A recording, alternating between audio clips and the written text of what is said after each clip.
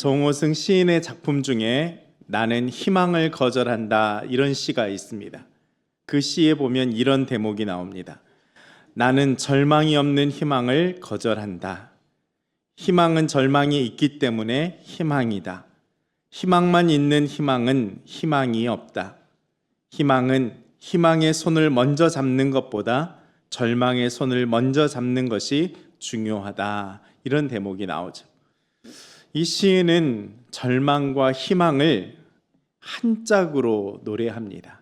절망이 있기 때문에 소망을 만나게 된다는 이 시인의 고백이 절절하게 와 닿습니다. 지금 우리는 어느 때보다도 어렵고 힘든 시기를 보내고 있습니다. 제가 굳이 설명을 자세히 드리지 않아도 이 작금의 시대가 얼마나 혼란스러운지, 정치적으로나 또 국제 정서로나 얼마나 급변하고 요동을 치는지 모릅니다. 장기적인 경제 침체로 말미암아 서민 경제가 어려운 것은 말할 것도 없고, 젊은 세대들은 일자리를 찾는 것이 바늘길을 통과하는 것보다 더 어렵다는 이야기도 나옵니다. 또한 자영업자들은 한 달 한 달이 버겁기만 합니다. 거리를 다녀보아도 비어있는 상가들의 건물을 보면 마음이 아프게 됩니다. 어디서 소망을 찾아야 되나? 희망을 노래하기보다는 한숨과 절망이 더 익숙하고 자연스러운 상황입니다. 그러나 우리에게는 어려운 상황 너머를 볼 수 있는 믿음의 눈이 있습니다. 인간의 절망하는 그 자리가 하나님의 희망이 시작된다고 하지 않습니까? 그것이 성경이 우리에게 말하는 소망입니다. 그래서 감히 오늘 설교의 부제를 붙이면 절망은 소망의 전주곡이다, 이런 부제를 붙이고 싶습니다. 오늘 본문에서도 이 소망을 뭐라고 이야기합니까? 영혼의 닻이다, 이런 표현을 쓰고 있습니다. 정말로 멋진 표현인 것 같아요. 우리가 이 소망을 가지고 있는 것은 영혼의 닷 같아서 튼튼하고 견고하여 휘장 안에 들어가나니라고 말씀하죠. 소망은 영혼의 닷 같아서 어떻게 된다고요? 튼튼하고 견고하다, 이렇게 말씀합니다. 여기 광양항에도 정밖에 있는 아주 큰 컨테이너 선박들을 보게 됩니다. 만약에 배가 닻을 내리지 않고 바다 위에 그냥 떠 있다고 하면 어떻게 될까요? 조류가 만약에 흐르고 있다면 한참을 떠내려 가버리고 말 것입니다. 결국 바다 한가운데로 들어가서 표류하고 마는 것이죠. 그런 의미에서 영혼의 닷은 인력 편조와 같은 우리들의 삶이 나약한 인생의 배일 수밖에 없지만, 그래서 거친 세상의 파도에 휩쓸릴 수밖에 없지만, 소망이라는 영혼의 닻이 있으면 아무리 파도가 치고 바람이 분다 할지라도 그 자리에 턱 버티고 표류하지 않도록 우리를 붙잡아 준다라는 것입니다. 바로 이게 소망이라는 것이죠. 어떤 분들을 보면 항상 표류하는 것 마냥 그렇게 신앙생활 하시는 분들이 있습니다. 늘 인생의 바다에서 표류 중이에요. 삶의 파도가 몰아치고 거센 바람이 세지면 이 교회 신앙 공동체 안에 닻을 내리고 정밖에 있다가도 다시 또 살만해지면 망망대해로 나가서 표류하고 살아가는 그런 신앙의 모습도 보게 됩니다. 그래서 늘 불안하고 안정감도 없고 교회를 다닌다고 하지만 여전히 기우뚱기우뚱하는 그런 모습들을 보게 되는 것이죠. 그런데 소망이 있는 분들은 어떻습니까? 저분이 어떻게 견뎌낼까? 그런 위기 앞에서도 영혼의 닭 같은 소망을 딱 붙들고 있는 그런 모습을 볼 수 있게 됩니다. 와, 나 같으면 벌써 나가 떨어졌을 텐데 하는 그런 순간에도 견고한 믿음의 모습으로 서 있는 분들을 보게 됩니다. 바로 이게 소망의 힘이라는 것이죠. 여러분, 소망이 있는 성도는 때로는 죽음 앞에서도 소망을 노래할 수 있습니다. 여러분, 크리스찬도 죽음 앞에서 왜 슬프지 않겠습니까? 당연히 슬픈 감정이 듭니다. 사랑하는 이를 먼저 떠나보내게 되는데 울면 믿음 없다는 이야기도 합니다. 어디 그런 말이 있겠습니까?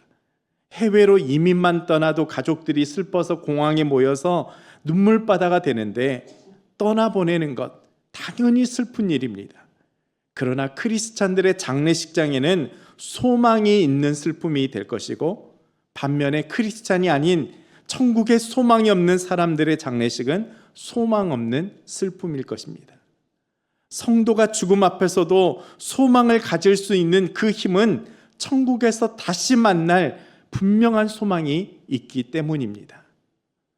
제가 이민교회에서 사역할 때 거기는 ICU라 그래서 인텐시브 케어 유니트라는 그런, 우리로 말하면 중환자실이 있습니다. 그런데 목회자들이 가면 다 들어가게 해줍니다. 북미권에 있는 병원들은 기본적으로 기독교적인 마인드가 있기 때문에 보통 환자들의 보호자들은 시간을 정해놓고 면회할 수 있지만, 목회자들은 언제든지 방문하면, 그게 뭐 이른 시간이고 밤늦어도 예외로 언제든지 출입하게 해줍니다. ICU 앞에서 우리 성도가 저 안에 있는데 내가 들어가서 기도해도 되느냐라고 물으면 간호사들이 친절하게 sure 하고 그 자리로 이렇게 안내해 줍니다. 한 번은 담임 목사님을 모시고 중환자실에 계시는 권사님을 찾아뵙게 되었습니다. 가족들로부터 급히 의사에게 이제 임종 소식이 있다는 이야기를 듣고 다급히 병원으로 달려갔습니다. 가서 보니까 병상에 계시는 권사님은 의식도 계셨고 몸도 어느 정도로 가누시고 계셨습니다. 그리고 저희를 얼마나 반갑게 맞이하시는지 얼굴을 환하게 웃으시면서 목사님 손을 무슨 예수님 손 만지시는 것처럼 꽉 하고 붙잡으셨습니다. 그런데 기도하기 전에 목사님이 성경책을 펼치시면서 권사님 이제 천국 갈 준비합시다 그랬더니 그 연약한 몸을 휙 하고 누우시더니 결국 그 돌아 누운 채로 성경 말씀도 들으시고 기도가 다 끝낼 때까지 다시 얼굴을 돌려 보이지 않으셨습니다. 정말로 그때 당혹스러웠습니다. 신방을 마치고 나오면서, 병원에서 나오면서 그 담임 목사님이 했던 말이 지금도 기억이 납니다. 아닌가 봐. 권사님이시라 믿음이 있는 줄 알았는데 그게 아닌가 봐. 그 당혹스러운 표정과 괴로워했던 얼굴이 지금도 생생하게 기억이 납니다. 결국 신방을 마치고 돌아와서 그 주간의 권사님은 하나님의 부르심을 받게 되었습니다. 아마도 그 권사님은 그런 기대를 하셨던 것 같아요. 목사님이 기도하시면서 하나님께서 새 힘을 주실 줄로 믿습니다. 죽은 자를 살리신 그 능력으로 우리 권사님을 고쳐주옵소서. 아마도 그런 기도를 기대하셨던 모양입니다. 그런데 천국 가실 준비를 하자니까 그 마음이 서운했던 거예요. 물론 권사님의 마음을 충분히 이해할 수 있습니다. 그런데 신방을 갔던 목사님이나 곁에 있었던 저 역시 그 권사님의 모습에 적지 않게 놀랐습니다. 또 한 분의 임종을 기억하는데 장로님이셨어요. 한국에서 교편 생활을 하시고 이민 오셔서 이렇게 교회를 개척하는 당시부터 열심히 교회를 섬기셨습니다. 그런데 중간에 교회가 분쟁이 생겨서 다른 교회로 옮기셨는데 그 부인 권사님은 떠나간 교회가 못 잊혀서 매일 저녁마다 교회 오셔서 기도하고 가시고 또 금요일 날은 철야로 기도하시면서 교회를 사랑하셨던 권사님이셨습니다. 그런데 어느 순간에 교회에 다시 돌아오시게 되었고 이때 남편 장로님은 그 병원에 입원하고 계셨습니다. 그런데 병원에서 임종을 앞두고 있다는 연락을 받고 급히 목사님하고 가게 되었습니다.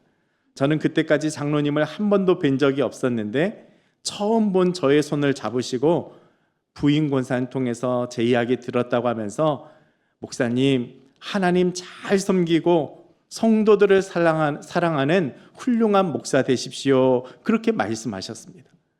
아니 임종 예배 드리러 갔다가 오히려 제 마음이 뜨거워졌습니다. 믿는 자의 죽음을 맞이하는 모습이 바로 저런 거겠구나, 그런 생각을 하면서 장로님의 임종을 지켜보게 되었습니다. 여러분 멋지지 않습니까? 천국은 저렇게 가는 거구나, 그런 생각이 들었습니다. 천국에 대한 소망이 있었기 때문에 끝까지 믿음의 아름다운 모습을 지켜주셨던 것이죠. 여러분 저를 깜짝 놀라게 하지 마십시오. 아닌가 봐, 믿음이 있는 줄 알았는데 그게 아닌가 봐, 그런 마음 갖게 하지 마십시오.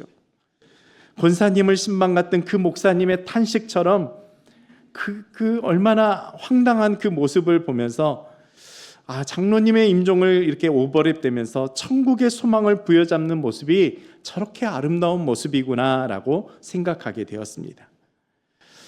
한동대 교수로서 또 찬양 사역자로 활동하시는 조준모 교수님이라는 분을 아실 것입니다.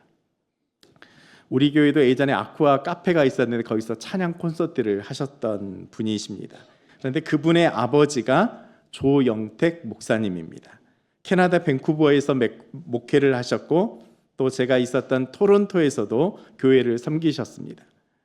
제가 살던 곳에서 한 15분 정도 떨어진 곳에 가면 본 한인교회라는 곳이 있는데 거기서 목회를 하셨다고 들었습니다. 그런데 이분의 임종 예배가 유튜브에 올라와 있는데 너무너무 아름다운 모습입니다. 이분의 막내 따님이 누군가 하면 고든 코넬이라는 아주 유명한 신학교인데 거기에 조은하 교수님이라는 분이 있습니다. 하나님의 은혜, 우리가 잘 부르는 하나님의 나를 지으신 이가 하나님, 그 찬양의 작사를 하신 분이 조은하 교수, 그 조영택 목사님의 막내 따님입니다. 또 이 하나님의 은혜를 부른 신상우라는 찬양 사역자는 제가 사역했던 교회의 청년으로 섬겼다고 그럽니다. 이분도 2017년도에 하나님의 부르심을 받게 되었는데 여하튼 이 조용택 목사님의 임종을 앞두고 온 가족들이 자택에 모여서 예배를 드리는 장면이 있습니다. 자녀손들이 순서를 맡아서 예배를 인도하다가 저기 기타를 치고 계시는 분이 조준모 교수님인데 아들 조준모 교수가 침상에 누워있는 조용택 목사님에게 묻습니다. 아버님, 말씀하실 거 있으세요? 라고 물었더니 잠시 숨을 고른 채 이 목사님이 눈을 감으시고 나서 이렇게 설교하십니다. 하나님은 나를 지으시고 나를 만드시고 나를 지켜주시는 주님을 꼭 믿고 사시기 바랍니다. 자녀들인데도 이렇게 존대하면서 말씀을 전하셨어요. 하나님이 내 것이 아니라 내가 하나님의 것입니다. 하나님은 내 안에 계십니다. 끝까지 계십니다. 나의 주권자는 하나님이십니다. 내가 대장이 아니고 하나님이 대장이시니 내가 대장 되려고 하지 맙시다. 이게 조용택 목사님이 당신의 임종 예배에서 전한 설교 말씀이었습니다. 여러분, 이래야 합니다. 천국에 대한 소망으로 영혼의 닻을 내리고 살아가는 성도들은 하나님께 가는 길도 아름다운 모습이 있으면 좋겠습니다. 그래서 우리는 장례 예배도 천국 환송 예배라고 이야기하지 않습니까? 여러분, 우리가 무심코 하는 말 중에 영결식, 명복 이런 말들을 사용합니다. 이거는 비신앙적인 용어입니다. 영결, 영원히 이별하는 것, 그게 어디 있습니까? 고인의 명복을 빕니다. 우리가 그렇게 인사하지 않습니까? 이 명복, 불교에서 사용하는 이야기입니다. 죽은 자가 심판을 받는 곳이 명부인데 그곳에서 복을 받게 해달라고 그것을 비는 것이 명복입니다. 그러니까 크리스찬들이, 신앙인들이 명복을 빈다, 잘못 사용하시는 것입니다. 그 말 대신에 하나님의 위로하심을 빕니다. 하나님의 위로하심이 있기를 기도합니다. 이렇게 인사하는 것이 맞습니다. 무신교를 사용하는 말들이지만 비신앙적인 이야기라는 것을 꼭 기억할 수 있으면 좋겠습니다. 여러분, 우리는 죽음 앞에서도 천국에 대한 소망을 닻을 내리고 살아가는 성도들입니다. 그래서 사도 바울은 로마서에서 이렇게 간증합니다. 다만 이뿐 아니라 우리가 환난 중에도 즐거워하나니 이는 환난은 인내를, 인내는 연단을, 연단은 소망을 이루는 줄 알미로다. 소망이 우리를 부끄럽게 하지 아니함은 우리에게 주신 성령으로 말미암아 하나님의 사랑이 우리 마음에 부은 바 됨이니라고 고백하죠. 우리가 어려움을 겪을 때가 있습니다. 환난은 인내를, 그 인내는 연단을 이루고 마침내 그 연단이 소망을 이루게 만들어준다라는 것입니다. 여러분, 환경을 보면 절망할 수밖에 없습니다. 그래서 내 마음대로, 내 고집대로 살아가는 마음들도 들지만 그럼에도 인내할 수 있는 이유가 뭐냐? 바로 소망이 있기 때문이라는 것입니다. 이 소망은 하나님의 사랑이 우리 마음에 부어진 것이라고 성경은 설명하고 있습니다. 얼마 전에도 설교 시간에 말씀을 드렸는데 최근에 제가 다시 이지성 교수 간증하는 영상을 보게 되었습니다. 그 영상 중에 그분은 이런 고백을 합니다. 잿더미가 된 그곳에서 꽃을 피우게 하시는 하나님이다라고 자신의 삶을 간증합니다. 지금의 상황이 비록 화상은 입었지만 교수가 되었고 또 여러 교회에서 초청을 받아서 간증하고 다니는 그 모습만 볼 것이 아니라 아이고 이제 잘 되었구나, 복 받았구나, 그렇게 볼 것이 아니라 잿더미가 돼버린 자신의 삶에서 아름다운 꽃을 피워내신 소망의 하나님을 보라는 간증이었습니다. 여러분, 우리는 그 환경 너머에서 일하고 계시는 하나님을 볼 수 있어야 됩니다. 우리의 상황은 잿더미와 같은, 그래서 저기서 도대체 무엇을 이룰 수 있을까? 다 타버린 것 같은 그런 곳에서 무엇을 이룰 수 있을까? 하지만 그곳에서도 꽃을 피우게 만드시는 하나님의 손길이 있다는 것을 우리가 볼 수 있어야 된다는 것입니다. 그것이 바로 소망입니다. 여러분의 삶이 황무지와 같은 거친 땅을 걸어가고 계십니까? 돌짝과 같은 그런 고통의 시간들을 보내고 있습니까? 잿더미 속에서도 꽃을 피우게 만드시는 하나님을 바라보십시오. 소망을 눈을 들어서 하나님을 볼 수 있기를 바랍니다. 그렇다면 우리가 이 소망을 놓쳐버리면 어떻게 될까요? 민수기 13장에 보면 그 모습이 여실히 나타납니다. 10명의 정탐꾼의 보고가 거기에 나오는데 뭐라고 하나요? 민수기 13장 31절의 말씀을 보면 그와 함께 올라갔던 사람들은 이르되 우리는 능히 올라가서 그 백성을 치지 못하리라. 그들은 우리보다 강하니라. 이렇게 고백하죠. 소망이 완전히 사라져버린 것입니다. 소망이 1도 없는 거예요. 더 이상 갈 필요가 없다는 것입니다. 게임 오버.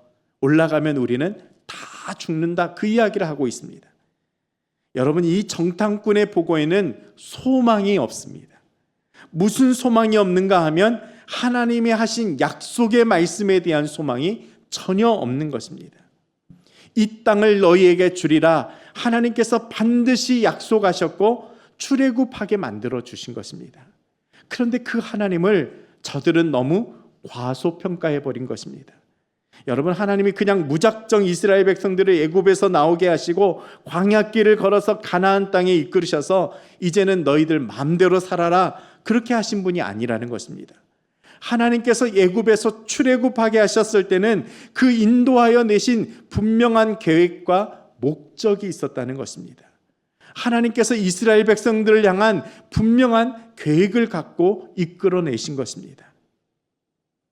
캐나다 동쪽 끝으로 가면 대서양이 나오는데 거기에 보면 헬리팩스라는 도시가 있습니다. 거기에 가면 우리 한국 사람들이 속된 말로 환장하는 랍스터가 있습니다. 많은 비용을 들이지 않아도 굉장히 배부르게 먹을 수 있습니다. 바다에 가서 갓 잡아서 우리로 하면 수산시장 같은 곳이 있는데 거기에 가면 스팀으로 랍스터를 쪄서 좋은 식당 같은 데는 아니고 약간 허름한 창고 같은 데서 테이블에 간단하게 세팅하고 먹을 수 있도록 해주는데 값이 굉장히 쌉니다. 그런데 거기서 랍스터를 먹고 나면 큰 그릇에다가 레몬이 띄워진 물을 이렇게 갖다 줍니다. 저는 처음에 랍스터 먹고 디저트로 레몬 주스 주나 보다 하고 마시려고 했더니 서빙하는 분이 그거 먹는 거 아니라고, 손 씻는 물이라고 말리더라고요. 랍스터를 먹고 나면 손에 냄새가 배이니까 다 먹은 후에 손을 씻을 수 있도록 레몬이 담겨진 물을 갖다 줍니다. 그러니까 하나님께서 랍스터를 먹게 하셨으면 반드시 레몬물도 준비하시는 분이라는 것이죠. 그게 바로 소망이에요. 민수기 말씀으로 연결시켜 생각해 보면 여기까지 인도하신 하나님이 왜 가나안 땅 목전에서 거꾸러뜨리게 내버려 두시겠냐, 이것입니다. 그런데 안악자손을 보고 이제 우리는 끝났구나, 여기서 죽는구나, 소망을 놓치고 있다는 것입니다. 여러분, 우리 하나님이 어떤 분이십니까? 하나님께서 랍스타를 먹게 하시면 손 씻는 물까지도 준비해 놓고 계시는 그런 분이신데 소망이 되시는 하나님을 전혀 생각지 못하고 원망하고 불평하고 절망 속으로 빠져든다는 것입니다. 심지어 이 복을 들은 이스라엘 백성들이 어떻게 합니까? 민수기 14장 10절에 보면 온 회중이 소리 높여 부르짖으며 백성이 밤새도록 통곡하였더라라고 기록하고 있습니다. 정말로 우픈 장면 아닙니까? 웃을 수도 없고 울 수도 없는 정말 서글픈 장면이 바로 민수기 14장 1절의 말씀입니다. 완전히 소망을 상실해버린 모습입니다. 다윗이 지은 시편에 보면 다윗 역시 절망의 늪에 빠져서 허덕이는 장면이 나옵니다. 시편 38편에 보면 다윗이 이렇게 고백합니다. 내 생명을 찾는 자가 올무를 놓고 나를 해하려는 자가 괴악한 일을 말하며 종일토록 음모를 꾸미오나 나는 못 듣는 자같이 듣지 아니하고 말 못하는 자같이 입을 열지 아니하오니 나는 듣지 못하는 자 같아서 내 입에는 반박할 말이 없나이다. 완전히 절망의 늪에 빠진 거예요. 다 끝나버렸다는 것이에요. 소망이 없다는 것입니다. 그런데 이 말씀 다음에 치고 올라오는 소망의 고백이 나옵니다. 15절 말씀 보세요. 여호와여 내가 주를 바라사오니 내 주 하나님이 내게 응답하시리로다 라고 고백하고 있습니다. 여러분, 이 장면을 가만히 묵상하면 이런 생각이 떠올라요. 잠수하려고 밑바닥까지 내려갔어요. 수영장 밑바닥에 잠수하고 내려가서 앉아 있는데 숨을 참고 가만히 뽀르륵 올라올 때까지 참고 있는데 그냥 그 자리에서 풍선을 안고 있으면 내가 아무리 밑바닥에 웅크리려고 해도 몸은 자연스럽게 떠오르게 됩니다. 꼭 그런 것 같아요. 죽어라 죽어라 해서 맨 밑바닥까지 내려가게 됐는데 그 밑에서부터 소망의 부력을 타고 쫙 올라오는 그 모습이 바로 15절의 고백입니다. 내가 주를 바라사오니 내 주 하나님이 내게 응답하시리로다. 아멘. 앞서 이야기한 것처럼 왜 광야 백성이 소망을 잃어버리고 통곡하면서 하나님 앞에서 기가 막힌 절망을 하고 있느냐? 왜 안악자손을 보고 그 현상 앞에서 저들이 절망하느냐? 바로 하나님의 약속을 잊어버렸기 때문입니다. 하나님의 말씀을 놓쳐버렸기 때문이죠. 우리는 여기서 다윗처럼 내 주를 바라사오니 내게 응답하신다는 이 약속을 붙드는 다윗의 모습 속에서 맨 밑바닥에서 치고 올라오는 소망의 부력을 타고 솟구치는 다윗의 모습으로 세상을 살아가야 될 것입니다. 자, 그렇다면 이 소망을 어떻게 키울 수 있을까요? 결국 성경은 하나님의 말씀뿐이다라고 우리에게 설명하고 있습니다. 하나님의 말씀으로 이 소망을 키울 수가 있는 것이죠. 욥기 8장을 보면 하나님을 잃어버린 자의 길은 다 이와 같고 저속한 자의 희망은 무너지리니 그가 믿는 것이 끊어지고 그가 의지하는 것이 거미줄 같은즉이라고 고백하죠. 여러분, 거미줄이 얼마나 약합니까? 그런데 사람들은 그 거미줄을 의지하고 붙들고 살아갑니다. 하나님을 의지하는 것이 아니라 거미줄 같은 건 인생의 삶을 의지하고 살아가는데 여러분, 그 거미줄 훅 하고 불면 금방 날아가 버리지 않습니까? 그래서 성경에 저속한 자의 희망은 무너진다라고 말씀합니다. 믿음을 저버린 믿음 없는 소망은, 헛된 소망은 다 무너진다라고 성경은 말씀하고 있는 것이죠. 내 삶의 견고한 반석이 되시는 하나님의 말씀을 의지하지 않고 헛된 소망을 의지하면 불면 훅 하고 날아가 버리는 그 거미줄 소망을 붙들고 살아간다는 것입니다. 우리가 아무리 꿈을 꾸어도 영혼의 닭같이 우리를 붙들어 줄 것이 세상에는 없다라는 것입니다. 꽁꽁 닫혀 있는 이 절망의 문을 열 수 있는 것은 오직 하나님의 말씀뿐입니다. 제가 연초에 필그림 하우스에 그 기도하러 올라갔다가 거기에 보면 존 버년의 철로 역정을 이렇게 코스로 만들어 놓았는데 기독도라는 순례자가 나타납니다. 어떤 책에는 크리스찬이라고 표현되어 있는데 여하튼 기독도와 소망이는 절망의 거인의 성 안에 의심의 감옥 안에 갇히게 됩니다. 화면을 보여주시죠. 필그림 하우스에 가면 저렇게 그 코스마다 이렇게 조형물을 만들어 놓았습니다. 의심의 감옥에 갇혀 있는데 의심의 성의 성주 이름이 뭐냐면 절망이에요. 그 절망이라는 성조가 기독도와 소망이를 잡아두고 흠씬 두들겨 팹니다. 그러니까 기독도가 더 이상 살 소망이 없다. 이렇게 얻어터지고 사느니 차라리 죽는 게 낫다, 이런 생각을 하게 됩니다. 그런데 옆에 있던 소망이가 계속 힘을 줍니다. 아니다, 우리가 여기서 포기하면 안 된다. 하나님께서 약속하신 천성까지 우리는 순례의 길을 해야 된다. 계속 힘을 줘요. 그런데 다음 날이 됐는데 다시 이 절망이라는 이 성주가 막 때리면서 이제는 그 의심의 성에 죽은 사람들의 뼈와 해골들을 보여줍니다. 여기서 나한테 맞아서 죽은 사람들이라고 그 해골과 그 뼈들을 보여줘요. 그랬더니 이 기독도가 완전히 의기소침이 되어서 절망의 구렁텅이에 빠져드는데 또다시 소망이 힘을 줘요.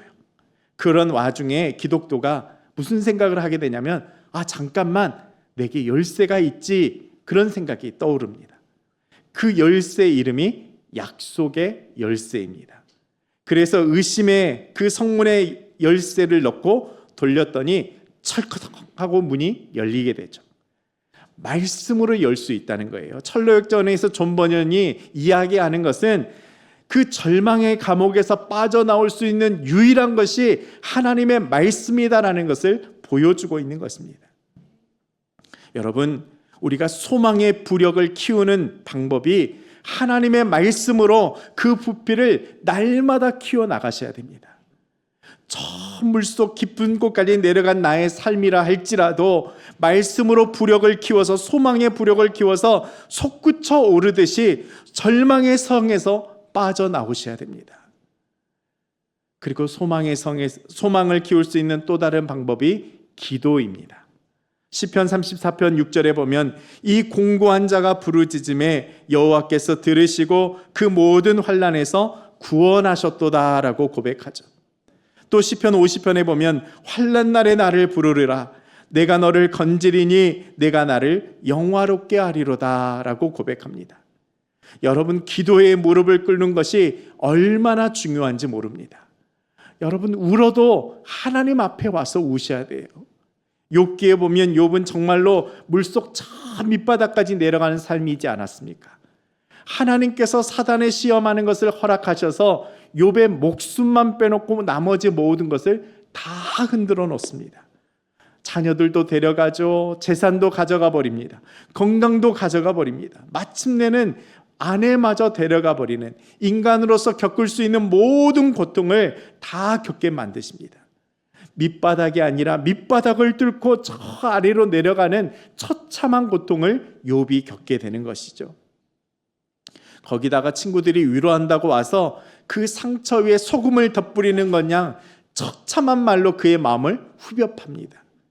그런데 여러분, 욥기를 계속해서 읽어가다 보면 그 답답한 상황 중에 오죽하면 하나님 좀 나와보라고, 하나님 나하고 한번 단판을 내보자고, 왜 도대체 내가 이런 일을 겪고 있냐고 항변하는 욥의 모습도 보게 되지만, 결국 욥의 끝에 가면 어떤 모습입니까? 처음부터 끝까지 욥은 하나님 앞에서 떠나지 않고 있는 모습을 보여줍니다. 다른 누군가를 붙들고 하나님은 아닌가 봐, 다른 누군 도움을 찾아가서 청하는 그런 모습이 아니라 설령 확닥지가 나고 하나님 앞에 항변을 하고 있다 할지라도 처음부터 끝까지 욥은 하나님 앞에서 떠나지 않고 있습니다. 여러분, 어려운 수수께끼 마냥 잘 안 풀리는 문제도 더 이상 살 소망이 없다는 그 순간이 올지라도 그 처참한 참담한 상황에서 어떻게 해야 되냐면, 사람에게 달려가는 것이 아니라, 세상의 도움을 구하는 것이 아니라 하나님만 붙들고 하소연해야 된다는 것입니다. 여러분, 그게 바로 기도입니다. 하나님을 붙들고 엉엉 우셔야 됩니다. 그것 말고는 영혼의 닷, 소망에 접목될 방법이 없습니다. 엄한 사람 붙들고 그것으로 도움을 의지하지 말고 하나님만을 붙들고 끝까지 씨름하라는 것입니다. 그게 바로 기도라는 것입니다. 그리할 때 우리의 짐을 하나님께 맡길 수 있는 통로가 열리고 힘이 공급되는 것입니다. 시편 55편 22절에 보면 내 짐을 여호와께 맡기라, 그가 너를 붙드시고 의인의 요동함을 영원히 허락하지 아니하시리로다라고 말씀하고 있습니다. 여러분, 소망이 바로 영혼의 닻입니다. 파도 때문에 우리의 인생의 배가 끊임없이 흔들릴 수밖에 없어요. 그런데 그 소망은 닷과 같아서 그 흔들림 속에서도 요동치지 않게 만들어 준다는 것입니다. 고난의 바람이 끊임없이 우리의 삶에 밀려와도 내 믿음을 딱 고정하게 만드는, 그 험난한 파도가 몰아와도 딱 붙을 수 있는 그 힘, 그것이 바로 하나님께 드리는 기도를 통해서 소망의 힘을 공급받을 수 있다는 것입니다. 우리가 이렇게 하나님께 대한 소망을 갖고 살아갈 때 하나님께서 어떤 삶을 약속해 주십니까? 시편 71편 14절 말씀 함께 한 목소리로 읽겠습니다. 나는 항상 소망을 품고 주를 더욱더욱 찬송하리로다. 아멘. 여러분, 제가 어떻게 여러분의 어려움을 다 알 것이며 여러분이 겪었던 그 아픔을 제가 어떻게 다 이해한다고 감히 말할 수 있겠습니까? 그러나 우리 주님은 다 알고 계십니다. 우리 주님은 우리의 아픔과 그 절망적인 상황을 다 체휼하시는 우리 주님이십니다. 그분이 우리의 소망이 되고 그분이 우리의 힘이 되고 그분이 우리에게 소망의 삶을 약속해 주십니다. 하나님의 약속을 끝까지 붙들고 내 삶의 고난의 바람이 불어와도 끝까지 견뎌내며 그리고 소망의 줄을 다시 부여들고 일어서서 믿음으로 걸어가는 저와 여러분 될 수 있기를 주님의 이름으로 축원합니다. 은혜의 주님, 우리 앞에 놓여진 절망의 그림자가 드리워져 있습니다. 그러나 이제는 요동치지 않겠습니다. 하나님께서 주신 소망의 닻을 내려서 견고한 믿음으로 살아가도록 하겠습니다. 때로는 거미줄처럼 훅 불면 날아갈 세상의 것들 붙들고 살아갔던 것을 고백합니다. 그래서 번번이 넘어지고 절망 속에 살아왔습니다. 그러나 오늘 주신 말씀으로 다시 한번 결단하며 일어서겠습니다. 하나님에 대한 소망을 붙들고 살아가겠습니다. 하나님의 말씀 앞에 나오게 하시고 기도의 자리를 놓치지 않게 하여 주옵소서. 그리하여 항상 소망을 품고 더욱더욱 찬송하는 삶이 되게 하여 주옵소서. 예수님의 이름으로 기도드립니다. 아멘.